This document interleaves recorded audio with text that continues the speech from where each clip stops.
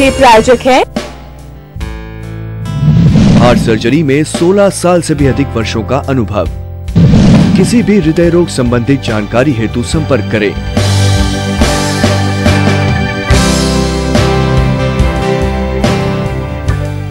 नमस्कार, 24 news plus के live show Mary talk में मैं आपकी होस्ट ओदू शिल्पा आपका एक बार फिर से बहुत बहुत स्वागत करती हूँ।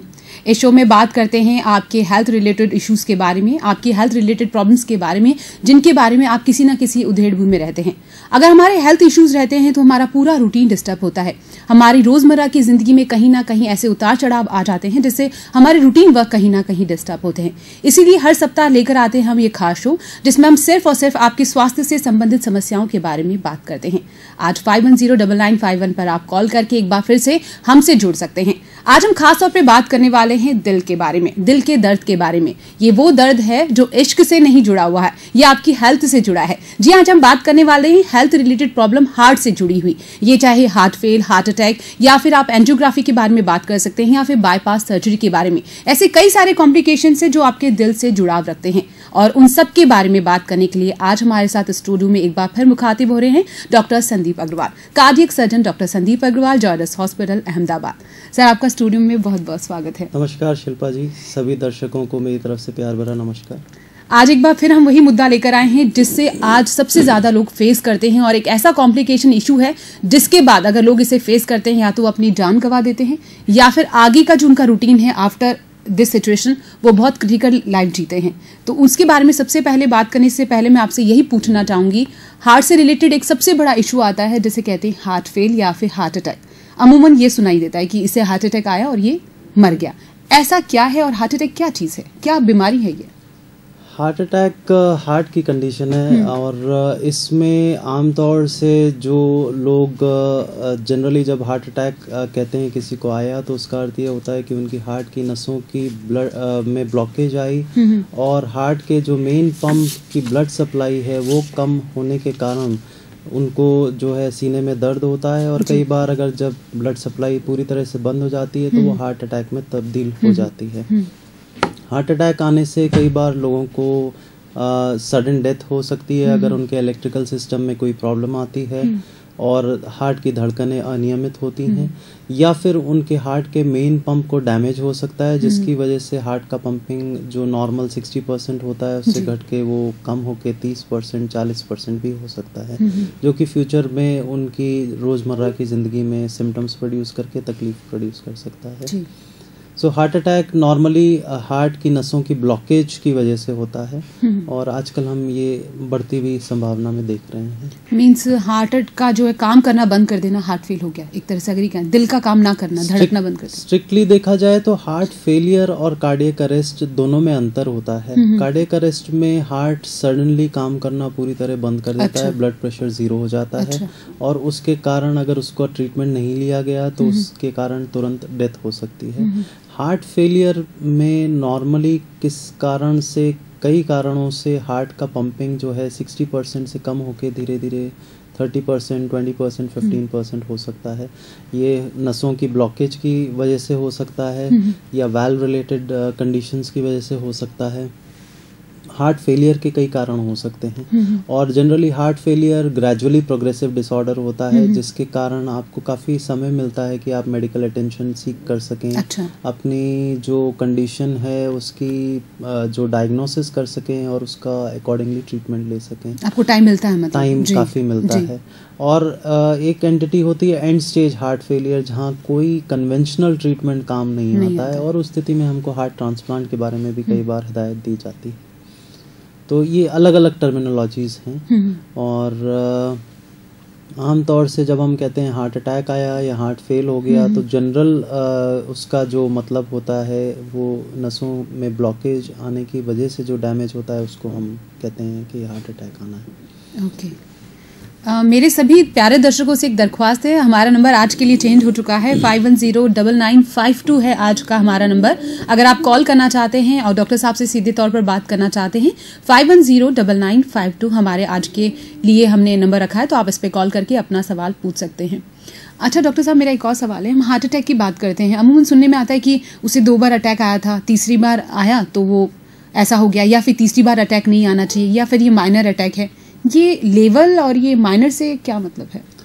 जैसे मैंने बताया कि कोई भी हार्ट अटैक जब आता है तो दो चीज़ों पे उसकी आउटकम डिपेंड करती है। एक तो ये है कि कितना जल्दी उसके लिए मेडिकल अटेंशन लिया गया है, या उसके बाद एंजियोग्राफी करा के या तो एंजियोप्लास्टी की हो, या अगर रिमोट एरियाज में हो तो क्या जो क्लॉट बस्टर्स होती हैं, जो खून पतला करने की दवाइयाँ इंजेक्शन दिए हैं, क्या वो टाइमली दिए गए हैं कि नहीं।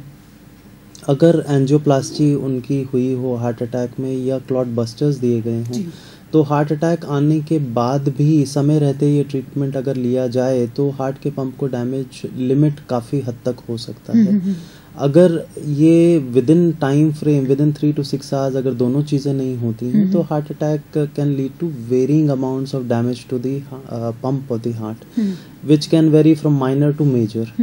तो कितना भारी अटैक है उसके अनुसार पंप का डैमेज डिपेंड करता है। अच्छा, हार्ट अटैक के सिम्टम्स क्या होते हैं? आप कैसे डायग्नोस करेंगे कि इसे हार्ट अटैक आया है या उसे पेशेंट को पता हुआ? कन्वेंशनली अगर आपको टिपिकल सिम्टम्स हैं कि चेस्ट में बहुत हैवीनेस है, आमतौर से लोग कहते हैं कि ये एकदम ही अलग टाइप का पेन था, ऐसा लग रहा था किसी ने भारी पत्थर सीने पे रखा हो, तो it's a very typical kind of chest pain which is there. And along with that chest pain अगर आपको ये पेन है जो कि जॉ में रेडिएट हो रहा हो या हाथों में रेडिएट हो रहा हो, साथ में घबराहट हो रही हो, या फिर अगर आपको काफ़ी स्वेटिंग हो रही हो, तो ये टिपिकल हार्ट अटैक के सिम्टम्स होते हैं। बट कई पेशेंट्स में ये टिपिकल सिम्टम्स नहीं देखने के लिए मिलते हैं, और ये जानना हमें बहुत ज़रूरी है। कई बार ये एटिपिकल सिम्टम्स होते हैं। अच्छा। माइनर चेस्ट पेन हुआ हो और अगर आपने नज़रअंदाज किया हो उसको थिंकिंग कि इट्स अ मस्कुलर पेन और वो हार्ट अटैक है, और आप अपना काम करते रहें, तो it can lead to major damage and it can also cause loss of life. कई बार सिम्टम्स होते हैं छाती में दर्द ना होके शॉर्टनेस ऑफ ब्रेथ होती है, आप थोड़ा एग्जर्ट करें और आपको आउट ऑफ द वे सांस में तकलीफ होने लगती है, तो उसको हम एंजाइना इक्विवेलेंट कहते हैं, which is not same as chest pain but it is similar exertional symptom which is happening. Can also suggest कि ये हार्ट के अंदर कुछ ना कुछ गड़बड़ी चल रही है। कभी कभी साइलेंट अटैक्स भी आते हैं।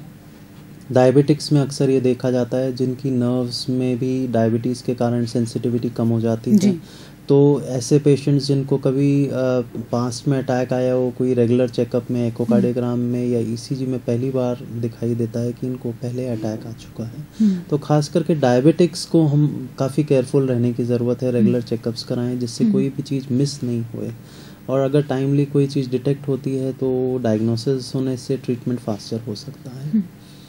अच्छा, जैसे जब किसी को एसिडिटी का प्रॉब्लम होता है तो सीने में जलन होती है, और जहाँ तक मेरी इन्फॉर्मेशन में है कि हार्ट रिलेटेड प्रॉब्लम भी कहीं सीने में जलन, तो फिर कैसे उसे जस्टिफाई करेंगे? ये जो एसिडिटी वाले सिम्टम्स होते हैं ये कई बार कंफ्यूजिंग होते हैं for doctors also and for patients also.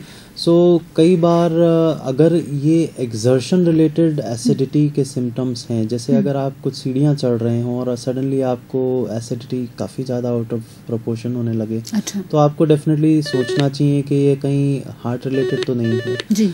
कई बार लोग कहते हैं कि एक हेवी मील खाने के बाद एकदम हेवीनेस सी फील होने लगती है उनको पेट के ऊपर के भाग में, which is again a sign of angina. तो ये कई बार डिनोट करते हैं हार्ट रिलेटेड सिम्टम्स को। कहीं भी डाउट होती है कि ये एसिडिटी है कि हार्ट रिलेटेड है, it is better to get a heart checkup done, because acidity की वजह से किसी की जान नहीं जाने वाली है। लेकिन अगर वो हार्ट रिलेटेड कंडीशन है तो डेफिनेटली इसको इग्नोर किया गया तो it can progress to a heart attack and can cause loss of damage. अच्छा, हार्ट अटैक आने के बाद अगर कार्डियक सर्जरी की बात की जाए, एज अ कार्डियक सर्जन आप किन्हें एडवाइस देते हैं कि अब आपको सर्जरी करवानी चाहिए? ये आपका सवाल बहुत ही कॉमन क्वेश्चन है। काफ़ी पेशेंट्स जब उनकी एंजियोग्राफी होती है या तो एंजाइना होता है और उसके बाद में एंजियोग्राफी होने के बाद सलाह दी जाती है कि आपको बाईपास सर्जरी की ज़रूरत है। तो बाईपास सर्जरी इतना भारी शब्द लगता है कि रिलेटिव्स और फैमिली काफ़ी डर जाते हैं उस चीज़ से। ऐसा लगता है काटना छाटना सब कुछ दिमाग में, अब कहाँ चीर फाड़ होएगी और अब इससे हम निकल पाएंगे कि नहीं निकल पाएंगे, हमें ये कराना चाहिए नहीं कराना चाहिए। तो सबसे पहले बाईपास सर्जरी किन पेशेंट्स में एडवाइस की जाती है? नॉर्मली हार्ट की 3 मुख्य नस होती हैं, और लेफ्ट साइड की जो मेन नस होती है उसको हम लेफ्ट मेन कहते हैं। सही, कॉल लेते हैं। हाँ जी। Hello hello hello. हाँ जी, कौन बोल रहे हैं? हेलो, रमेश बोल रहा हूँ। जी हाँ जी, अपना सवाल पूछिए। सर, अभी आपने बताया था हार्ट अटैक के सिम्टम्स को बताए थे। अगर वो कुछ हो जाए और घर पे हम अकेले हैं तो उस पेशेंट को हॉस्पिटल ले जाने से पहले कुछ क्या प्रिकॉशन, क्या ध्यान रखना है? जी, फर्स्ट एड की बात करें शायद। अगर आपके पास, अगर आपको ऐसा स्ट्रांगली लगता है कि आपको हार्ट अटैक आ रहा है या सीवियर सिम्टम्स हो रहे हैं, तो आपको फर्स्ट एंड फॉरमोस्ट कोई भी आसपास डॉक्टर हो या हॉस्पिटल हो, चाहे वो कितना भी छोटा हो, उनकी मदद या सहायता लेनी चाहिए, जिससे वो आपका ट्रीटमेंट गाइड कर सकें, आपको प्राइमरी केयर दे सकें और उसके बाद हायर सेंटर में शिफ्ट कर सकें। अगर आप ऐसी स्थिति में हैं कि 3 से 6 घंटे लग जाएंगे कि किसी भी डॉक्टर को मिल पाएँ या किसी भी अस्पताल तक पहुंच पाएँ, तो सबसे सिंपल सलाह जो एक दे सकता हूँ वो एस्पिरिन की गोली अगर आपके पास है तो उसको ले सकते हैं। ब्लड थिन करने में मदद करती है और हार्ट अटैक के डैमेज को थोड़ा कम प्रिवेंट कर सकती है। तो ये दवाई कितनी देर में असर करती है? एस्पिरिन की गोली अगर आप चबा के खाते हैं तो नॉर्मली 5 मिनट में उसका असर 5 से 10 मिनट में आ जाता है। थोड़ा बहुत ब्लड थिन कर देती है और होपफुली थोड़ा ब्लड फ्लो रिस्टोर करने में मदद कर सकती है।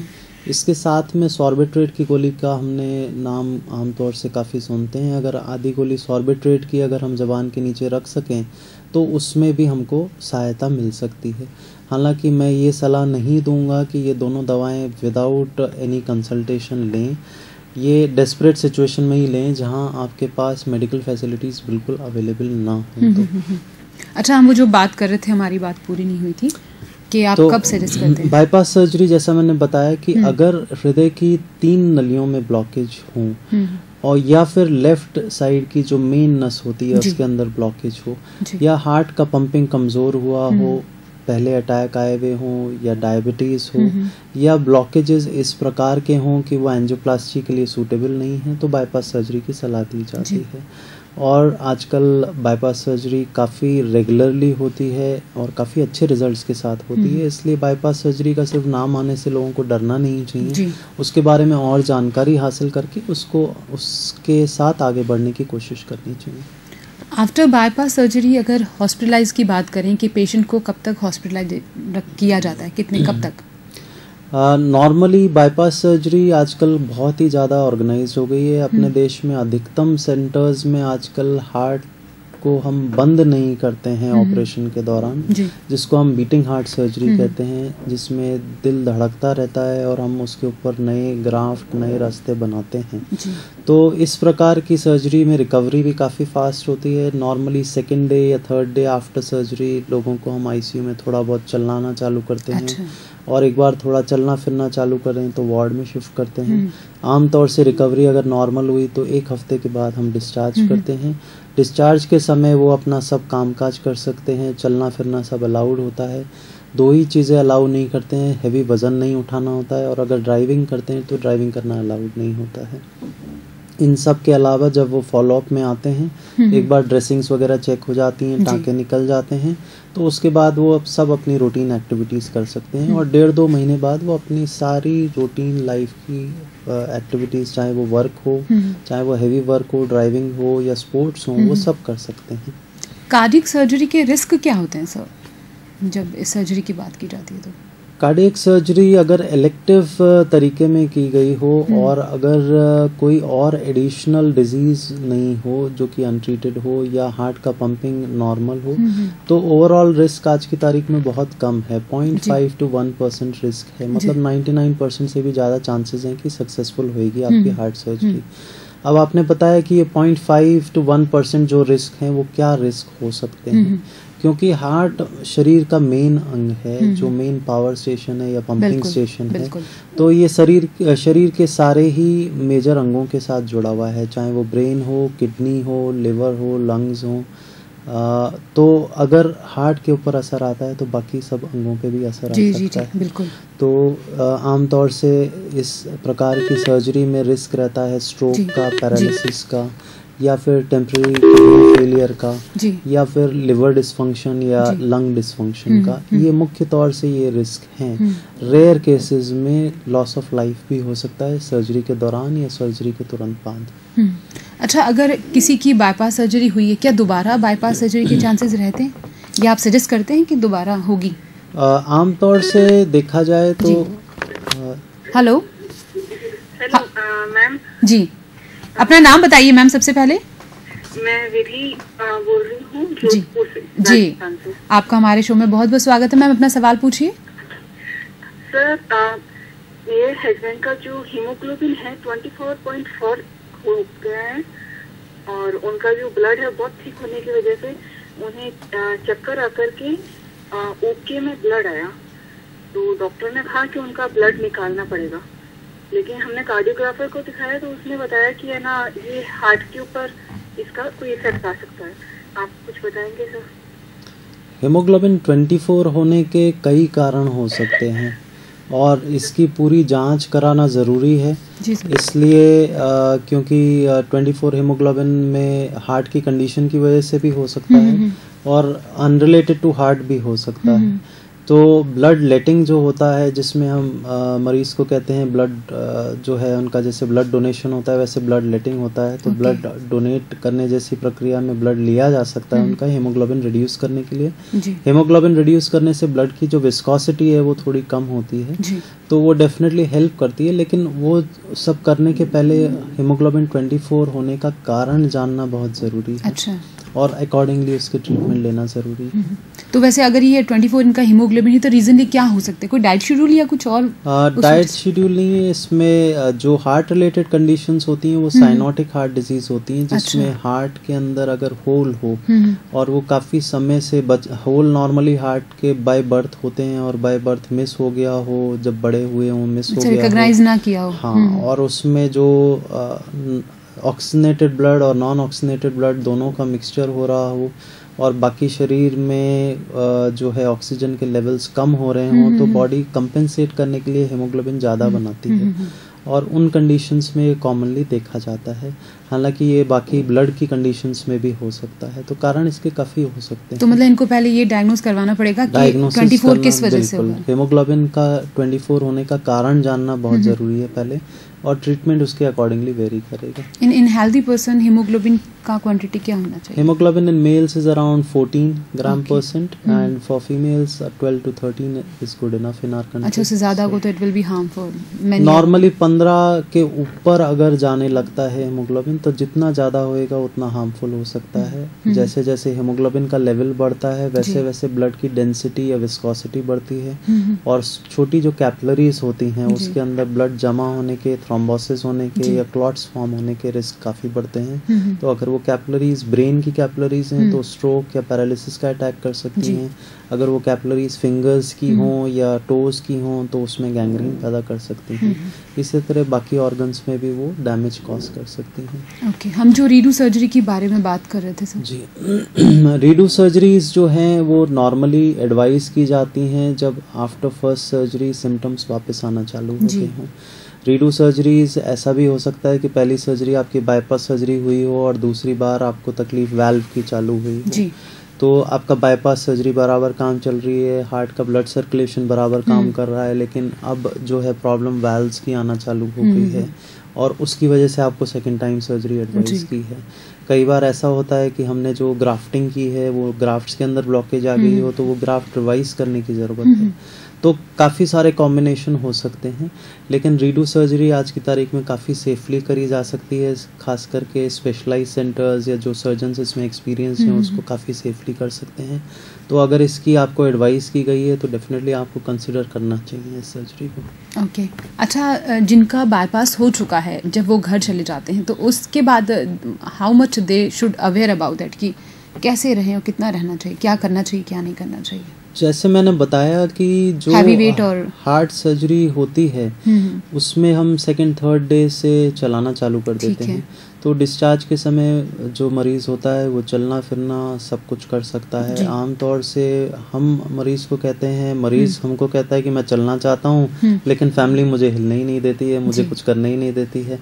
तो वो जनरली मैं सब ये इन्फॉर्मेशन स्प्रेड करना चाहूँगा कि मरीज़ ऑपरेशन करने के बाद अगर जितना ज़्यादा एक्टिव होते हैं, जितना ज़्यादा वो फिज़िकली मूव करते हैं, मोबाइल रहते हैं, एक्सरसाइजेस करते हैं, उतनी बॉडी फास्टर रिकवर करती है। हाँ, वज़न उठाना या ड्राइविंग करना इसलिए 2 महीने तक अलाउ नहीं करते हैं क्योंकि जो हम ब्रेस्ट बोन कट करके ऑपरेशन करते हैं तो it's like a fracture which has been fixed internally.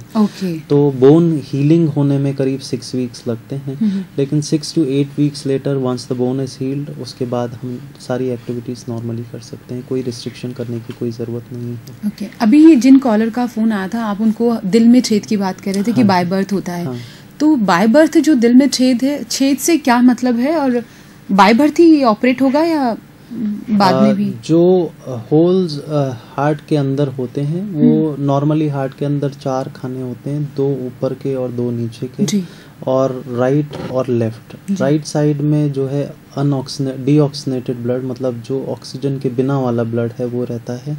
Right side का पंप जो है वो ब्लड को लंग्स की तरफ ले जाता है और लंग्स उसमें ऑक्सीजन डाल के उसको लेफ्ट साइड के हार्ट के पंप की तरफ लाते हैं, और लेफ्ट साइड का जो मेन पंप है वो सारे शरीर के अंदर खून ले जाता है। नॉर्मल सर्कुलेशन की प्रक्रिया ये होती है। लेकिन अगर ऊपर के किसी 2 खानों के बीच में या नीचे के खानों के बीच के अंदर का जो पार्टीशन होता है उसके अंदर अगर कम्युनिकेशन हो, छेद हो, तो जो ऑक्सीनेटेड ब्लड है और डीऑक्सीनेटेड ब्लड है दोनों मिक्स करने लगते हैं। आमतौर से लेफ्ट साइड के जो चेम्बर्स होते हैं उसके अंदर प्रेशर ज़्यादा होता है। अच्छा। तो लेफ्ट से मूव करता है, मतलब ऑक्सीजन युक्त ब्लड जो है वो इम्प्योर ब्लड में, डीऑक्सीनेटेड ब्लड में मिक्स करता है। तो नॉर्मली इसकी कोई बहुत ज़्यादा consequence in terms of haemoglobin नहीं होती है या ऑक्सीजन का लेवल ड्रॉप नहीं होता है। लेकिन अगर किसी कारण से ये प्रक्रिया उल्टी हो जाए कि ये लेफ्ट टू राइट की जगह राइट टू लेफ्ट शंट करने लगे, तो हम इम्प्योर ब्लड प्योर ब्लड के अंदर जाके मिल रहा है। मतलब जो ऑक्सीजन के बिना वाला ब्लड अगर वो ऑक्सीनेटेड ब्लड में मिलना चालू करता है इन्फेक्ट ही होगा, तो वो ऑक्सीजन की मात्रा सर्कुलेशन में कम करता है, इसलिए फिर हमको नीलापन दिखने लगता है, हमको ब्लू बेबी सिंड्रोम जो हम कहते हैं वो होने लगता है। तो इस प्रकार के अगर डिफेक्ट्स डिटेक्ट होते हैं तो इसका ऑपरेशन यूजुअली बचपन में ही किया जाता है, 5 साल की उम्र के पहले, जिससे इसके साइड इफेक्ट्स कम रहें और रिकवरी नॉर्मल की तरह हो सके। इसका लॉजिक है कि बाय बर्थ ही है ये शो 100%। ये जो डिफेक्ट्स होते हैं ये बाय बर्थ ही होते हैं। एडल्ट्स में जो नीचे के खाने होते हैं हार्ट अटैक की वजह से डैमेज होने के कारण जो पार्टीशन होता है उसके अंदर भी छेद हो सकता है। लेकिन ये एंटिटी टोटली डिफरेंट है और ये ऐसी कंडीशन है जहाँ बहुत बड़ा हार्ट अटैक आया हो और वो अटैक की वजह से हार्ट के पार्टीशन के अंदर भी छेद हो गया हो, तो उस स्थिति में ऑपरेशन की ज़रूरत 100% जैसे ही डिटेक्ट होती है वैसे ही एडवाइस की जाती है। इसमें ऑलमोस्ट 50% मरीज़ जो है या तो सरवाइव नहीं कर पाते हैं या ऑपरेशन होता है तो ऑपरेशन के बाद भी काफ़ी उनको रिकवरी में तकलीफ आ सकती है। तो ये कंडीशन टोटली अलग है, जो बाय बर्थ कंडीशन होती है वो टोटली अलग होती है। अगर बाय बर्थ बच्चों में आपने ये डायग्नोज ही नहीं किया कि उसके दिल में, कभी अमूमन ऐसे केसेस आते हैं और बाद में पता चलता है और उनका बाद में ऑपरेशन या सर्जरी की जाती है, तो क्या ये वाकई में है कि वो होल उसी साइज का रहता है, ये बर्थ से लेकर जैसे जैसे आप एज लेते हैं वो होल बड़ा होता है, ऐसा कुछ इंक्रीज का कोई लॉजिक नहीं है उसमें? जैसा है वैसा ही है? जैसा बच्चा बड़ा होता है, एडल्ट बनता है, तो कुछ होल्स ऐसे होते हैं जो उसकी उम्र के साथ हार्ट का साइज जैसे बढ़ता है वो होल भी साइज में बढ़ते हैं, और कुछ होल ऐसे होते हैं जो कि बहुत छोटे होते हैं और जैसे बच्चा बड़ा होता है वो ऑटोमेटिकली बंद भी हो जाते हैं। अच्छा। तो दोनों ही प्रकार की चीज़ें हो सकती हैं। अगर बहुत छोटा होल है, बर्थ के समय डिटेक्ट हुआ है, तो कई बार हम वेट भी करते हैं स्पॉन्टेनियस क्लोजर होने का। अगर अपने आप से बंद हो जाता है तो ऑब्वियसली ऑपरेशन करने की कोई ज़रूरत नहीं है जी। अगर जो है उसको रेगुलर इंटरवल्स पे चेक करने के बाद भी वो परसिस्टेंट रहता है या उसका साइज़ बड़ा होना चालू होता है या उसकी वजह से हार्ट की या लंग की नसों पे प्रेशर बहुत ज़्यादा बढ़ना चालू होता है, तो उस स्थिति में ऑपरेशन कराना बेहतर ऑप्शन रहता है।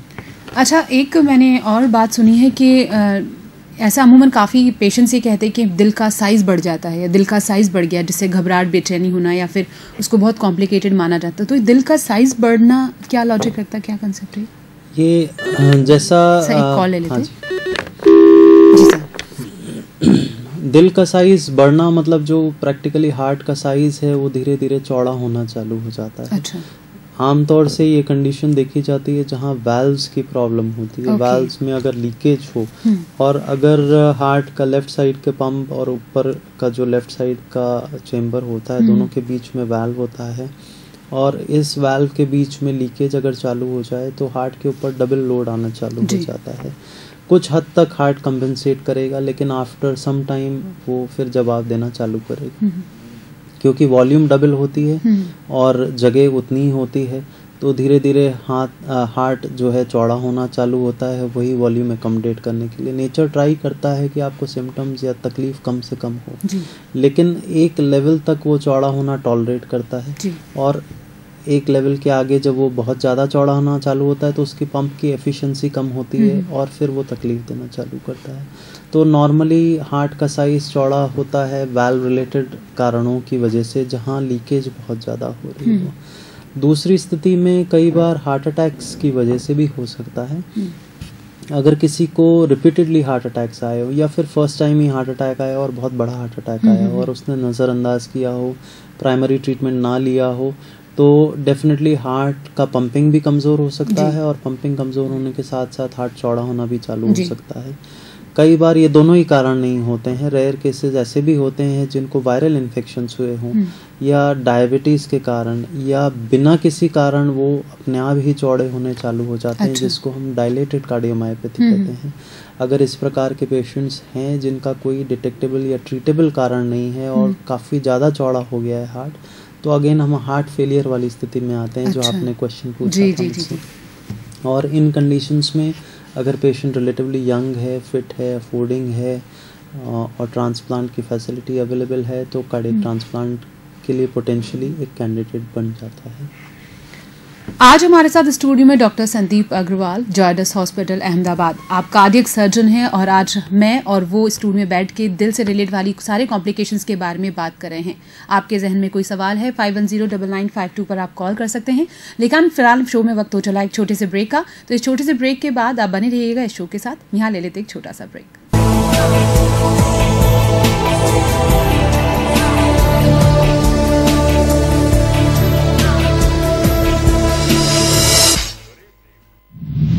जायडस हॉस्पिटल्स अहमदाबाद गर्व करता है डॉक्टर संदीप अग्रवाल के साथ जुड़ने पर। हार्ट सर्जरी में 16 साल से भी अधिक वर्षों का अनुभव। मुंबई के प्रमुख संस्थान से अपनी कार्डियक सर्जरी की ट्रेनिंग लेने के बाद इंग्लैंड में उच्च सर्जिकल ट्रेनिंग के लिए 6 साल गुजारे। FRCS और UK स्पेशल बोर्ड्स सर्टिफिकेशन की उपलब्धि हासिल की। एडल्ट स्पेक्ट्रम में सभी प्रकार की कार्डियक सर्जरी का गहन अनुभव। रीडू सर्जरीज में विशेष कुशलता। Doctor Sandeep Agarwal, Zydus hospital. किसी भी हृदय रोग संबंधित जानकारी हेतु संपर्क करें।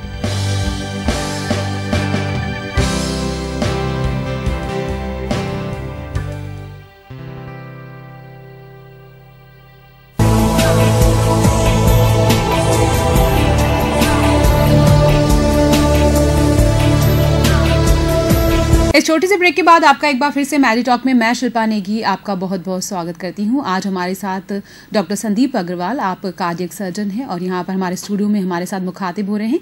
आप जॉयडस हॉस्पिटल अहमदाबाद में अपनी सेवाएं दे रहे हैं और महीने के हर दूसरे संडे आप ताराबाई आई हॉस्पिटल में अपनी सेवाएं देने जोधपुर पधारते हैं। उनके बारे में बताने से पहले या और आगे की बात करने से पहले मैं आपको अब एक वीडियो दिखाना चाहती हूँ। जब भी बाईपास सर्जरी होती है, जिसे लेकर लोगों में खौफ है, एक डर है कि बाईपास सर्जरी के बाद उनकी लाइफस्टाइल का जो रूटीन है वो कैसे डिस्टर्ब होता है, उन सब चीज़ों को सिरे से खारिज करने के लिए अब हम आपको एक वीडियो दिखाने वाले हैं जिसमें एक व्यक्ति का बाईपास सर्जरी हुआ है और उसके बाद उनकी लाइफ बेहद ही अच्छे रूटीन में चल रही है। थोड़ी सी सावधानी रखनी है और अपनी लाइफ को आप बाईपास सर्जरी के बाद बहुत बेहतरीन तरीके से चला सकते हैं। तो सबसे पहले आप ये वीडियो देखिए, उसके बाद हम आगे की बात करते हैं।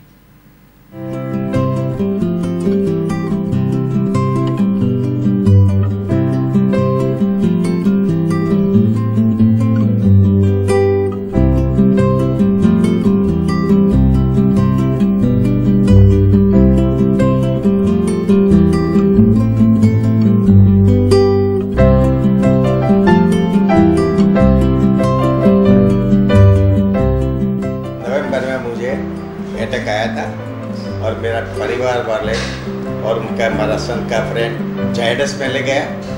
जायडस हॉस्पिटल में मुझे एंजियोग्राफी किया। संदीप अग्रवाल जी डॉक्टर है जो कार्डियक का सर्जन है, और मेरी बाईपास सर्जरी बहुत अच्छी तरह से हो गई। वहाँ 1 वीक में रहा, बाद में मुझे डिस्चार्ज किया। आफ्टर 1 मंथ मैं अंबाजी यात्रा पे गया। आफ्टर 2 मंथ्स मैं गोपुर, वृंदावन, मथुरा 1 वीक के लिए गया। अभी मैं नॉर्मल रूटीन डाइट में मेरा चल रहा है। Agarwal ji at the time of operation दिन में 4 दफ़े वो विजिट करता था। मुझे नई जिंदगी मिल गई, ऐसा मुझे आज महसूस होता है। अभी मैं नॉर्मल रूटीन डाइट में हूँ। मैं स्कूटी भी चलाता हूँ, सब्जी वगैरह भी लेके जाता हूँ, ग्रोसरी लेता हूँ, सब कुछ मैं रूटीन वर्क पहले से ज़्यादा अच्छी तरह से करता हूँ। और मुझे जायडस में बहुत रिजनेबल चार्ज से मुझे ट्रीटमेंट किया, इससे मैं बहुत खुश हूँ। बहुत बहुत शुक्रिया अदा करता हूँ।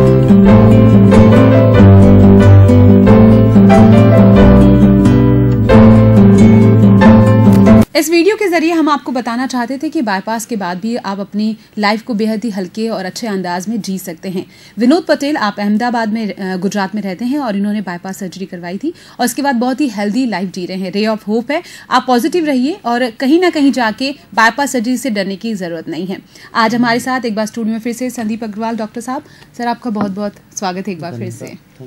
जैसा हमने अभी देखा इस वीडियो में कि जो विनोद पटेल जी हैं उनका रूटीन बहुत अच्छा चल रहा है। मेरे ख्याल से 70 साल की उम्र के आसपास हैं। हाँ, ये 76 इयर्स ओल्ड हैं और इनकी सर्जरी हुए करीब 3-4 महीने हो गए हैं जी।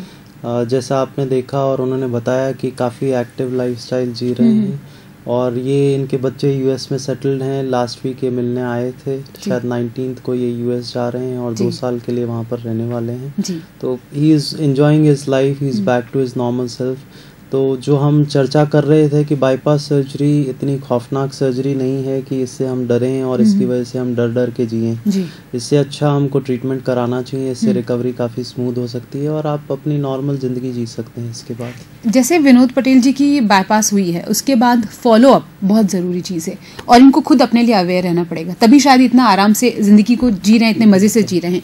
तो फॉलो अप से आप क्या सजेशन देना चाहेंगे आफ्टर बाईपास सर्जरी के, और किस तरह खुद पेशेंट को अपने लिए अवेयर रहना पड़ेगा?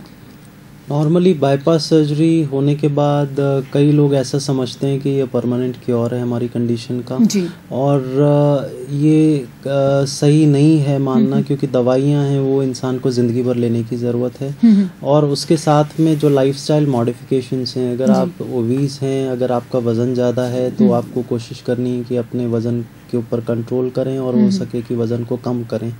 उसके साथ साथ जो भी आपके रिस्क फैक्टर्स हैं, डायबिटीज़ है या ब्लड प्रेशर है, उसका कंट्रोल रखना बहुत ही ज़रूरी है। और जितना ज़्यादा आप कंट्रोल इन चीज़ों पे रखेंगे उतना ज़्यादा चांसेस हैं कि आपका बाईपास सर्जरी लंबे समय तक फ़ायदेमंद रहेगा। इसके साथ साथ अगर आप रेगुलरली एक्टिव हैं, एक्सरसाइजेस कर रहे हैं, तो आपकी जो ओवरऑल एनर्जी लेवल है वो भी बेटर रहेगी। तो केयर लेने की ज़रूरत है। ऐसा नहीं है कि सर्जरी ख़त्म हो जाने के बाद सब अपने आप ही ऑटो मोड पे अच्छा होने वाला है। आपको पूरी मेहनत या लाइफस्टाइल मॉडिफिकेशन तो करनी ही चाहिए और करना चाहिए। अच्छा, आपने कहा ब्लड प्रेशर और शुगर, हाई ब्लड प्रेशर और शुगर की बात करें, जिन पेशेंट्स को ये हो, अगर उन्हें अटैक आ जाता है तो फिर क्या? ब्लड प्रेशर और डायबिटीज़ दोनों ही रिस्क फैक्टर्स हैं बाईपास या अटैक आने के जी। तो अगर दोनों कंडीशंस किसी को हैं और उस स्थिति में किसी को हार्ट अटैक आता है हार्ट की ब्लॉकेजेस की वजह से, तो प्रक्रिया वैसी ही रहती है। आपको एंजियोग्राफी की सलाह नॉर्मली दी जाएगी। एंजियोग्राफी कराने के बाद depending on the number of blocks identified, या तो आपको एंजियोप्लास्टी की सलाह दी जाएगी या फिर अगर ब्लॉक्स इस प्रकार के हैं कि तीनों नसों में ब्लॉकेजेस हैं तो फिर आपको सर्जरी की एडवाइस दी जाएगी। कई केसेस ऐसे होते हैं कि ब्लॉक्स इतने मेजर नहीं हैं और इनिशियल स्टेजेस में हैं, तो कई बार दवाइयों से भी चलाया जा सकता है। तो आगे का ट्रीटमेंट निर्भर करता है कि किस प्रकार के ब्लॉकेजेस हैं और कितनी नसों का इन्वॉल्वमेंट है। तो डायबिटिक्स हैं, हाइपरटेंसिव हैं, they are at a higher risk of developing heart attacks, they have to be much more careful in life. Okay, अच्छा, एंजियोग्राफी और angioplasty, what is the exactly difference between both of? Angiography जो है वो एक diagnostic procedure है। इससे हम पता कर सकते हैं कि कहाँ पर ब्लॉकेज है, ब्लॉकेज है कि नहीं है, और कितने परसेंटेज ब्लॉकेज है। Angioplasty is a treatment modality. Angioplasty में हम जो है वायर डालते हैं और वायर के ऊपर बलून डाल के जो ब्लॉक है उसको हम चौड़ा करके ओपन करते हैं, और उसको खुला रखने के लिए स्प्रिंग जैसा एक इम्प्लांट आता है जिसको हम स्टेंट कहते हैं, वो बैठाने से हम ब्लॉक को ओपन रख सकते हैं। और स्टेंट भी अलग अलग प्रकार के आते हैं, दवाई वाले आते हैं, विदाउट दवाई बेयर मेटल स्टेंट्स आते हैं। तो ये जो है स्टेंट्स ब्लॉकेज को खुला रखने में मदद करते हैं। इसलिए angiography is a diagnostic procedure, angioplasty या bypass surgery is a treatment modality. तो दोनों में फ़र्क है। हमारा रूटीन अगर डिस्टर्ब हो, यानी कहा जाए मेंटली स्ट्रेस जो होता है, वो आजकल सब कुछ बदल रहा है और यूथ इतना स्ट्रेस में रहता है, चाहे पढ़ाई को लेकर प्रेशर हो या फिर उनकी हैबिट्स को लेकर हो या फिर अपने फ्यूचर करियर को लेकर कॉन्शियस होना, क्या वो स्ट्रेस इसे हार्ट अटैक को बढ़ावा देता है? डेफिनेटली लाइफस्टाइल आजकल का हमारा ऐसा हो गया है कि हम भाग दौड़ बहुत कर रहे हैं, हमारे पास खुद के लिए टाइम नहीं है, और साथ ही साथ हमारी लाइफस्टाइल काफ़ी सेडेंट्री होती जा रही है। नॉर्मली पहले हम वॉक करके वर्क को जाते थे, या जो हमारे एल्डरली जनरेशन की लोग हैं वो साइकिल का इस्तेमाल करते थे। लेकिन आजकल बाइक्स अवेलेबल हैं, कार अवेलेबल हैं, पब्लिक ट्रांसपोर्ट, फिजिकल एक्टिविटी काफ़ी कम है, और ये चीज़ें ऐड ऑन करती हैं। साथ ही साथ हमारा वर्क स्ट्रेस भी होता है, तो स्ट्रेस कहीं ना कहीं हमारे लाइफस्टाइल को डिसरप्ट तो ज़रूर करता है, and it adds on to the risk of having heart attacks.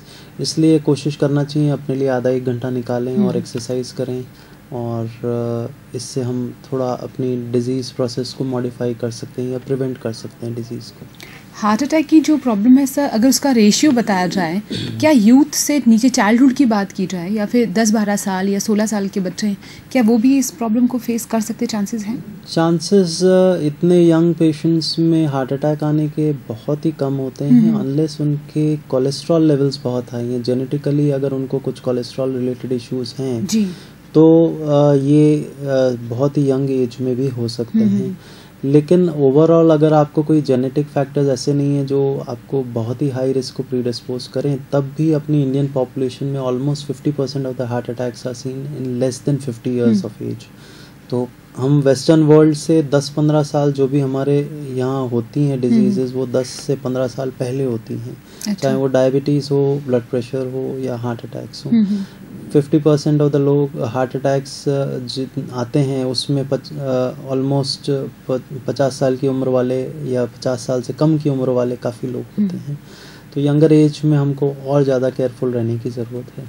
Heart से रिलेटेड एक और चीज़ है ट्रांसप्लांट, कि हार्ट ट्रांसप्लांट एक ऐसा प्रोसीजर है कि किसी की ज़िंदगी बचाई जा सकती है। तो हार्ट ट्रांसप्लांट से क्या मतलब है और ये क्या प्रोसीजर है? हार्ट ट्रांसप्लांट जैसे आपने सुना होगा, रीनल ट्रांसप्लांट होता है, किडनी ट्रांसप्लांट होता है कि आपकी अगर दोनों किडनियां काम नहीं कर रही हों तो आपको कोई अगर किडनी डोनेट कर सकते हैं और आपकी किडनी मैच होती है उनके साथ, तो आपको नई किडनी के सहारे नई ज़िंदगी मिल सकती है और आप डायलिसिस की आपको लाइफ लॉन्ग ज़रूरत ना पड़े। इसी तरह हार्ट के अंदर अगर आपका हार्ट फेलियर चालू हो जाता है, आपका हार्ट का पंपिंग बहुत कमज़ोर हो जाता है और उसका कोई ट्रीटेबल कॉज नहीं हो और आप यंग हो, आपका लाइफ स्पैन काफ़ी बाकी हो, उस स्थिति में अगर आप फिट हो तो हार्ट भी बदला जा सकता है। और इसको हम हार्ट ट्रांसप्लांट कहते हैं, जहाँ किसी ब्रेन डेड डोनर का, जिसका ब्रेन डेड हो गया हो लेकिन दिल धड़क रहा हो, तो उनका हार्ट अगर फैमिली डोनेट करना चूज करते हैं और डोनर फिट हो तो डोनर का हार्ट रिट्राइव करके रेसिपिएंट में लगा के उसको नई जिंदगी दी जा सकती है। अपने देश में ये जो प्रोसेस है पिछले 5 साल में काफ़ी पिकअप हो रही है। अभी तक अधिकतम ट्रांसप्लांट साउथ में, चेन्नई में हुए हैं। ऑन एन एवरेज पिछले साल हमारे पूरे भारतवर्ष में करीब 150 ट्रांसप्लांट हुए थे और हर साल ये संख्या बढ़ते जा रही है। अगले आने वाले 4-5 सालों में मैं समझता हूँ कि करीब करीब सभी राज्यों में इस देश के इस प्रकार की सुविधाएं उपलब्ध होंगी जहाँ ट्रांसप्लांट पॉसिबल हो। अच्छा, फॉर एग्जांपल जैसे किडनी ट्रांसप्लांट की बात की जाती है या फिर बोन मैरो की बात की जाती है, कहा जाता है फैमिली रिलेटेड इंसान होना चाहिए, आपकी फैमिली से रिलेट करना चाहिए, तो हार्ट ट्रांसप्लांट में भी ऐसा कोई प्रोसीजर है कि फैमिली का ही मेंबर हार्ट डोनेट कर सकता है, ऐसा कुछ? हार्ट के अंदर जो टिश्यू मैचिंग होती है वो काफ़ी ज़्यादा सिंपल होती है। जैसे हम ब्लड ट्रांसफ्यूजन्स के लिए ए बी और ए बी ओ ग्रुप्स होते हैं, 5 ग्रुप होते हैं, तो जिसका भी ब्लड कंपैटिबल हो, सेम ग्रुप का हो, मैच करता हो, उसका हम ब्लड ले सकते हैं। सिमिलरली हार्ट ट्रांसप्लांट के अंदर भी सिर्फ हमको जैसे ब्लड ग्रुप मैच करते हैं वैसे ब्लड ग्रुप मैच करने की ज़रूरत होती है। कुछ सेलेक्टेड केसेस में जहाँ रिएक्टिविटी, जहाँ इम्यूनिटी बहुत ज़्यादा स्ट्रॉन्ग है रेसिपिएंट की, उन केसेस में हम एक प्रोसेस यूज़ करते हैं प्रोस्पेक्टिव क्रॉस मैचिंग, जो कि बहुत कॉमनली यूज़ करने की ज़रूरत नहीं पड़ती है। तो मैचिंग, जहाँ तक हार्ट का मामला है, मैचिंग करना काफ़ी ज़्यादा सिंपल है compare to other organs in the body, लेकिन साथ ही साथ availability of organs is also far less in heart, क्योंकि अपने देश में आज भी ब्रेन डेथ की डेफिनेशन हालांकि लीगली पूरी तरह डिफाइंड है और वैलिड है, और उसके जो डेफिनेशंस हैं, सर्टिफिकेशन सिस्टम्स हैं, वो बहुत ही रिजिड और एकदम क्लियर कट हैं। जो गवर्नमेंट की पॉलिसीज़ हैं वो एकदम क्लियर हैं कि किस प्रकार से ब्रेन डेथ सर्टिफिकेशन करना चाहिए, बट हमारी सोशल अवेयरनेस अभी भी ब्रेन डेथ सर्टिफिकेशन की इतनी नहीं है। और हम as a society, as a culture, हमारा ये है कि हम एंड तक पूरी उम्मीद रखते हैं कि कहीं कोई मिरेकल हो जाए और हम बच जाएं। तो वो एक्सेप्टेंस अभी भी इतनी ज़्यादा हमारे कल्चर में नहीं है, लेकिन ये समय के साथ साथ बढ़ने की उम्मीद है। अच्छा, एक मेरा और सवाल है, हार्ट ट्रांसप्लांट का सजेशन किस लेवल पर आकर पेशेंट को आप एज अ डॉक्टर देते हैं कि अब हार्ट ट्रांसप्लांट करवाना पड़ेगा? नॉर्मली जो भी पेशेंट्स यंग एज ग्रुप के हैं, यंग से मेरा अर्थ ये है कि जो 60 इयर्स से कम उम्र के हैं, जिनको हार्ट फेलियर के सिम्टम्स हैं और जिनको कोई ट्रीटेबल कॉज नहीं है हार्ट फेलियर का, तो वो पोटेंशियली एक हार्ट रेसिपिएंट कैंडिडेट्स हो जाते हैं, ट्रांसप्लांट के लिए पोटेंशियल कैंडिडेट्स हो जाते हैं। इसके साथ ही साथ क्योंकि ये काफ़ी बड़ा मेजर ऑपरेशन होता है, इसलिए काफ़ी पैरामीटर्स देखे जाते हैं, और उन पैरामीटर्स में अगर सूटेबल पाया जाता है तो कैंडिडेट को ट्रांसप्लांट के लिए एक्सेप्ट किया जा सकता है। ऑब्वियसली एक्सेप्टेंस होने के बाद भी समय रहते ऑर्गन मिलना भी एक ज़रूरी है, और वो हर एक शायद अभी लकी नहीं है, लेकिन होपफुली ये समय बढ़ेगा तो लोगों को इसका मौका मिलेगा। जी, एक कॉल ले लेते हैं। हेलो सर, पहले अपने टीवी का वॉल्यूम कम कीजिए। अपने टीवी का वॉल्यूम कम कीजिए सर। हाँ जी, आप बोलिए। हाँ, मैं खजानचंद, एज 70 साल का हूँ। मैं पहले डॉक्टर साहब से मिला था जी। अगर मेरी पंपिंग पावर 30% है तो क्या ये कोई ऐसी दवा है जिससे बढ़ जाए? सर, आप अपने टीवी का वॉल्यूम कम कीजिए। हाँ जी, अपने टीवी का वॉल्यूम कम कीजिए। मालूम, मैंने डॉक्टर संदीप जी को दिखाया भी था जी, और उन्होंने कहा था 30% है, लेकिन दवा क्या पर्टिकुलरली है जिससे मेरी ये पंप बढ़ जाए, पंपिंग बढ़ जाए? जी, कुछ पंपिंग का प्रॉब्लम बता रहे हैं। हाँ, जहाँ तक मुझे समझ में आया, उन्होंने बताया 30% पंपिंग है उनका। अच्छा, अगर 30% पंपिंग है तो उसमें डेफिनेटली 60% से कम है, लेकिन इसमें कोई दवाएं इस प्रकार की नहीं आती हैं जिसमें आपका पंपिंग बढ़ के वापस 60% तक हो सके जी। अगर कोई कारण ऐसा है जो हम ट्रीट कर सकते हैं तो डेफिनेटली उसके बारे में सोचा जा सकता है। अगर आप मुझसे मिले हुए हैं तो शायद मैंने सलाह दी होगी, अगर नहीं दी है तो वापस मिल सकते हैं और हम रीइवैल्यूएट कर सकते हैं। And now just I would like to ask you कि आप 2 लाइन में इसे बता दीजिए कि अगर आपकी बाईपास हो जाती है तो हाउ कैन यू बी आगे आप कैसे हेल्थी रह सकते हैं और इन चीज़ों से अवेयर रह सकते हैं? अगर आपकी बाईपास सर्जरी हुई है तो ये आपके लिए एक काफ़ी लाइफ चेंजिंग मोमेंट होता है, क्योंकि ये एक मेजर सर्जरी है और इससे निकल के आना ये एक बड़ी चीज़ है। हालांकि मैंने बताया कि इसके सक्सेस रेट मोर देन 99% होते हैं, बट साइकोलॉजिकली मैं फिज़िकल से ज़्यादा साइकोलॉजिकली एक ये काफ़ी बड़ा बैरियर होता है पेशेंट के लिए। तो एक बार आपके जो है हफ्ते भर बाद डिस्चार्ज हो गए हों और उसके बाद आपके एक हफ्ते बाद ड्रेसिंग वगैरह सब चेक हो गए हों, सब जख्म सूख गए हों, तो आपको एक नियमित रूटीन रखने की ज़रूरत है। अगर आप सुबह उठने वाले, जल्दी उठने वाले प्राणी हैं, तो आप सुबह अपने लिए घंटा भर निकालिए, योगा या मेडिटेशन या कुछ रेगुलर वॉकिंग करिए। अगर आप जॉगिंग वगैरह में विश्वास रखते हैं तो वो भी कर सकते हैं। कुछ लोगों को साइकिलिंग का शौक़ होता है, वो कर सकते हैं। लेकिन सुबह का 1 घंटा या शाम का 1 घंटा आपको एक्टिव एक्सरसाइजेस करनी है, फिजिकल एक्टिविटी कहे तो। इसके साथ ही साथ जो भी मेडिसिन आपको प्रिस्क्राइब की गई हैं वो आपको रेगुलरली लेनी है। अगर आप डायबिटिक हैं, आपको ब्लड प्रेशर है, तो आप एक क्लोज रिकॉर्ड अपनी डायबिटीज़ और ब्लड प्रेशर का रखिए। आजकल दोनों मॉनिटरिंग के लिए होम इंस्ट्रूमेंट्स आते हैं, दोनों बहुत एक्सपेंसिव नहीं होते हैं, ऑपरेट करना बहुत आसान होता है। तो घर में आप अपना रिकॉर्डिंग्स रख सकते हैं और अकॉर्डिंगली ट्रीटमेंट ले सकते हैं या मॉडिफाई कर सकते हैं। और इसके साथ में आपको साल में 1 बार अपने रेगुलर डॉक्टर को चेकअप्स कराते रहना चाहिए। आप स्टूडियो में आए और आपने आज बाईपास सर्जरी, हार्ट ट्रांसप्लांट और इन सब के बारे में जिस तरह डिटेल से बात की, उम्मीद है दर्शकों के काफ़ी कंसेप्ट क्लियर हो गए होंगे। थैंक यू सो मच, आप स्टूडियो में आए सर। Thank you. आज हमारे शो में फिलहाल इतना ही। अगले सप्ताह एक बार फिर हाजिर हो जाएंगे किसी नए विषय के साथ। तब तक लिए दीजिए आप हमें इजाज़त। नमस्कार।